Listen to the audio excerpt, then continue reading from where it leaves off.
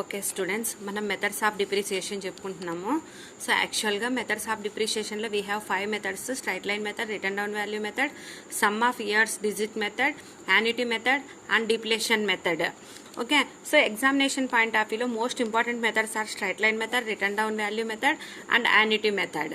Okay, ఈ 3 మెథడ్స్లో easiest first method and fourth method. So ఇవి రెండు మీరు నేర్చుకున్నారు అంటే ఎగ్జామినేషన్ పాయింట్ ఆఫ్ వ్యూలో you are in safe side. That's why I explain only these 3 methods. These 3 మెథడ్స్లో 2 methods only straight line method and annuity method. Okay, last వీడియోలో మనం straight line method గురించి చెప్పుకున్నాం. ప్రజెంట్ యాన్యుటీ మెథడ్, వార్షిక పద్ధతి. So annuity మెథడ్లో ఎలాగా అంటే ఇక్కడ చూడండి, క్వశ్చన్ చదువుతాను ఫస్ట్. శ్రీ బాల అనుకో purchased a leasehold property on 1st April 2010 for 5 years at a cost of 20 lakh rupees. It is decided to write off the lease by annuity method, presuming the rate of interest at 5% per annum. The annuity table shows that annual amount necessary to write off ₹1 5 years at 5% is the annuity table value is 0.230975. Show the lease account for 5 years. Calculations are to be made the nearest rupee. Okay, ఇప్పుడు చూడండి, ఇక్కడ lease hold ప్రాపర్టీని, ఒక ప్రాపర్టీని లీజుకు తీసుకుంది. ఎంత విలువ చేసేటటువంటి లేది? 20 lakhs. ఓకే, 20 lakhs విలువ చేసేటటువంటి ఒక ప్రాపర్టీని లీజుకు తీసుకుంది. ఓకే, ఎప్పుడు తీసుకుంది? 1/4/2010. 1/4/2010. Okay, so every year 5% interest 5% per annum, ప్రతి సంవత్సరం 5% వడ్డీ. Okay, annuity table value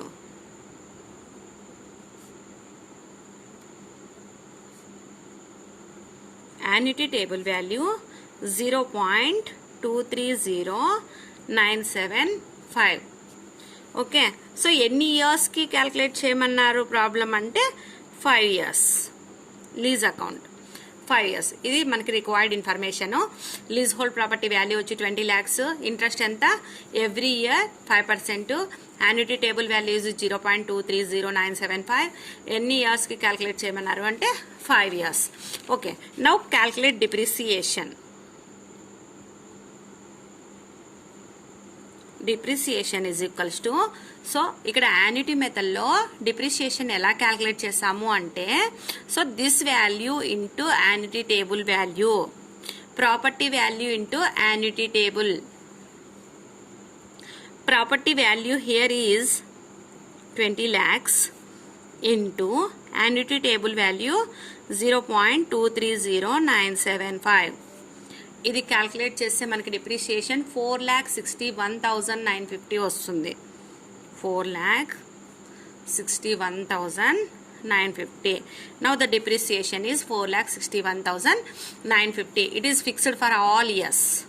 okay, the property value into annuity table value చేస్తే మనకి డిప్రిసియేషన్ వస్తుంది. Now the depreciation is 4,61,950. Okay, so every year ఈ ప్రాపర్టీ మీద మనం ఇంట్రెస్ట్ అనేది క్యాల్కులేట్ చేసుకుంటూ పోతా ఉండాలి. ఇదే జస్ట్ అడిషనల్గా వచ్చేటటువంటి స్ట్రైట్ లైన్ మెథడ్కి యాన్యుటీ టేబుల్ వాల్యూలోకి డిఫరెన్స్ ఏంటి అంటే, మనం ఈ ప్రాపర్టీ మీద ఎవ్రీ ఇయర్ 5% ఇంట్రెస్ట్ అనేది క్యాల్కులేట్ చేసుకుంటా పోతాం. So the required information is this. Okay, now account వేద్దాం. Lease account same T shaped format. Left hand side of the part is called debit, right hand side of the account is called credit. Date particulars amount. Okay, first మనం ఏం చేస్తున్నాం? కొంటున్నాం. ఎప్పుడు?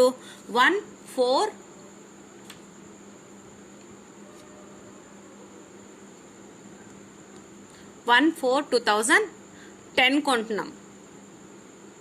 ఎప్పుడు కొంటున్నాము? 1/4/2011. 1/4/2011 to bank account. To bank ఖాతా. ఎంత value? 20 lakhs. Okay, ఇంత కొనిన తర్వాత ఎవ్రీ ఇయర్ ఏం చేస్తున్నాం మనం, ఇంట్రెస్ట్ అనేది క్యాల్కులేట్ చేస్తున్నాం. Every year we calculate interest. ఎప్పటికి క్యాల్కులేట్ చేస్తాం interest? Year ending. Year ending ఎప్పుడు? March 31. March 31 to bank.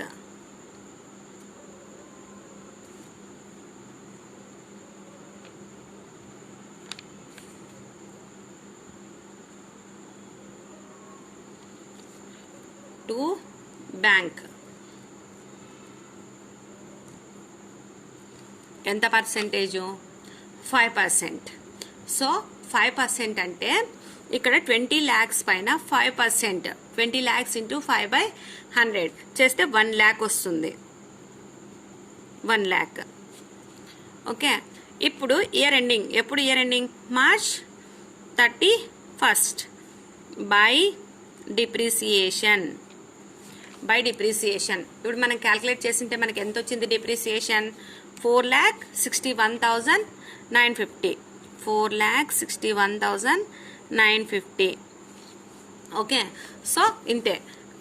Asset value plus interest by depreciation. So now the balance. ఇటువైపు ఎక్కువ ఉన్నాయి కాబట్టి ఫస్ట్ ఇటువైపు calculate చేసేసేయాలి. 20 lakhs plus 1 lakh, 21 lakhs. 21 lakhs. ఇటువైపు కూడా 21 lakhs. ఈ 21 lakhsలో నుంచి 4,61,950 లెస్ చేస్తే 16,38,000. 16,38,050. ఇది ఎప్పటికి అంటే మార్చ్ 31కి by balance carry down. By balance carry down. దీన్ని ఏం చేస్తాము? నెక్స్ట్ ఇయర్కి క్యారీ ఫార్వర్డ్ చేస్తాం. సో మార్చ్ 31కి అయిపోయిందంటే next April 1st 2012 April 1st to balance brought down 16,38,050. Okay, now the asset value is second ఇయర్కి అంటే ఫస్ట్ ఇయర్ అసెట్ వాల్యూ ఎంత ఉంది? 21 lakhs. ఈ 21 lakhsలో నుంచి డిప్రిసియేషన్ లెస్ చేయగా మనకి నెక్స్ట్ ఇయర్కి అసెట్ వాల్యూ ఎంత ఉంది? 16,38,050. So every year we calculate the interest అంటే మార్చ్ 31 టు ఇంట్రెస్ట్. సో ఇప్పుడు ఇంట్రెస్ట్ అనేది ఎట్లా క్యాల్కులేట్ చేస్తామంటే ఇప్పుడు అసెట్ వాల్యూ మనకి ఇంత ఉంది కదా, సో దీని మీద 5% అంటే 16,38,050 ఇంటూ 5/100. సో పాయింట్లలో వస్తుంది. పాయింట్లలో వచ్చినట్టు మనకు క్వశ్చన్లో క్లియర్గా ఇచ్చినారు. నియరెస్ట్ రూపీతో తీసుకోమని. ఇది క్యాల్కులేట్ చేస్తే మనకి 81,903. 81,903. So month ending March 31 by depreciation. Depreciation is fixed అనమాట. 4,61,950. సో టోటల్స్ వేసేస్తే ఫస్ట్ ఇటువైపు టోటల్ చేసేద్దాం. 16,38,050 ప్లస్ 81,903. ఇవి రెండు టోటల్ చేస్తే 17,19,953 వస్తుంది. సో ఇటువైపు కూడా వేసేద్దాం. 17,19,953. సో ఇప్పుడు ఈ అమౌంట్లో నుంచి ఈ అమౌంట్ లెస్ చేయాలా. ఈ అమౌంట్లో నుంచి ఈ అమౌంట్ లెస్ చేస్తే మనకి ఎంత వస్తుందంటే 12,58,003.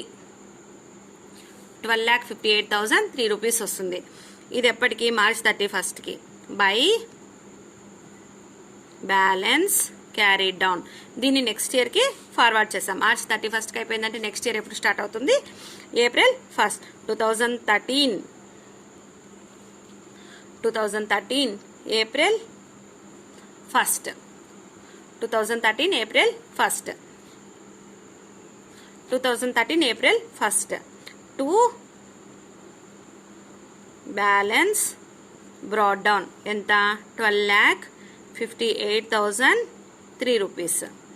Okay, next as usual to interest, ఎప్పటికంటే ఎండింగ్కి మార్చ్ 31కి టు ఇంట్రెస్ట్. ఇప్పుడు దేని మీద అంటే ఈ 12,58,003 మీద 5% మీన్స్ 5/100 క్యాల్కులేట్ చేస్తే మనకి 62,900 వస్తుంది. 62,900. నెక్స్ట్ ఇయర్ 2013 ఏప్రిల్ 1 అంటే ఎప్పుడు ఎండ్ అవుతుంది?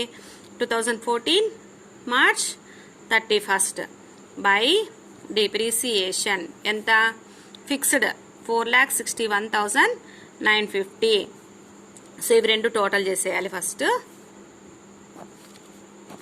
ఇవి రెండు 12,58,003 రూపీస్ ఇవి రెండు టోటల్ చేస్తే 13,20,903 వస్తుంది. ఇటువైపు వేసేసేయాలి. 13,20,903. ఈ వాల్యూలో నుంచి ఈ వాల్యూ లెస్ చేయాలి. ఈ వాల్యూలో నుంచి ఈ వాల్యూ లెస్ చేస్తే మనకి 8,58,953. ఇది ఇయర్ ఎండింగ్కి బ్యాలెన్స్ క్యారీ డౌన్. ఇది నెక్స్ట్ ఇయర్కి క్యారీ ఫార్వర్డ్ అవుతుంది. ఇప్పుడు 2014 మార్చ్ అయిపోయింది అంటే ఎప్పుడు? 2014 April 1. 2014 April 1 to balance brought down 8,58,953. Next మరి as usual interest to interest ఈ వాల్యూ మీద అంటే 8,58,953 ఇంటూ 5/100 పాయింట్లలో వస్తుంది వాల్యూ. పాయింట్లలో వస్తే మనకి రూల్ చెప్తున్నాం కదా, క్వశ్చన్లోనే చెప్తున్నారు కదా, పాయింట్లలో వస్తే నియరెస్ట్ రూపీతో కన్సిడర్ చేయాలి. 42,947. 42,947. మరి year ending 2015 March 31 by depreciation ఎంత? డిప్రిసియేషన్ 4,61,950. సో ఇవి ఫస్ట్ వాల్యూ చేసేసేయాలి. ఇవి రెండు టోటల్ చేస్తే మనకి 9,01,900 వస్తుంది. 9,01,900. ఈ వాల్యూని ఇటువైపు కూడా వేసుకుంటాం. 9,01,900. ఈ వాల్యూలో నుంచి ఈ వాల్యూ లెస్ చేస్తే మనకి 4,39,950 వస్తుంది. ఇది ఇయర్ ఎండింగ్కి బ్యాలెన్స్ క్యారీ డౌన్. ఓకే, ఇప్పుడు ఇది నెక్స్ట్ ఇయర్కి క్యారీ ఫార్వర్డ్ అవుతుంది. నెక్స్ట్ ఇయర్ అంటే ఎప్పుడు స్టార్ట్ అవుతుంది? 2015 April 1 to balance brought down 4,39,950. 4,39,950. Okay, as usual to interest దీని మీద చేస్తే మనకి ఎంత వస్తుంది అంటే 22,000 వస్తుంది. అంటే 4,39,950 ఇంటూ 5/100 చేస్తే మనకి 22,000 వస్తుంది. ఇయర్ ఎండింగ్ ఎప్పుడు? 2015 ఏప్రిల్ 1తో స్టార్ట్ అవుతుందంటే ఎప్పుడు ఎండ్ అవుతుంది? 2016 మార్చ్ 31 బై డిప్రిసియేషన్ ఎంత? 4,61,950. 4,61,950. సో ఫస్ట్ ఇటువైపు టోటల్ చేసేద్దాం. ఇవి రెండు టోటల్ చేస్తే 4,61,950. సో ఇది అమౌంట్ ఇటువైపు వేసేస్తే 4,61,950. సో ఇక్కడ డిప్రిసియేషన్ వాల్యూ ఈ వాల్యూ ఈక్వల్ అయిపోయినాయి 4,61,950. So there is no balance. అంటే యాన్యుటీ మెథడ్లో ఇక్కడ వాల్యూ లాస్ట్కి ఫైనల్గా ఈక్వల్ అవుతుంది. It is very very very easy method. So ఎవరు కూడా మిస్ అవ్వకుండా ఈ మెథడ్ బాగా నేర్చుకొని రాస్తారని నేను అనుకుంటున్నాను సెకండ్ సెమిస్టర్ ఎగ్జామినేషన్కి. This is annuity method. Okay, so students మీకు ఈ క్లాసెస్ బాగా అర్థమవుతున్నాయి మీకు ఇంకా యూస్ఫుల్ అవుతుంది ఇలాంటి వీడియోస్ ఇలాంటి క్లాసెస్ ద్వారా ఫ్యూచర్లో అని మీకు ఏమైనా నమ్మకం ఉంటే ఈ ఛానల్ని సబ్స్క్రైబ్ చేయండి. అలాగే పక్కన బెల్ ఐకాన్ ఉంటుంది, దాన్ని కూడా క్లిక్ చేసేసేయండి. Okay, thank you.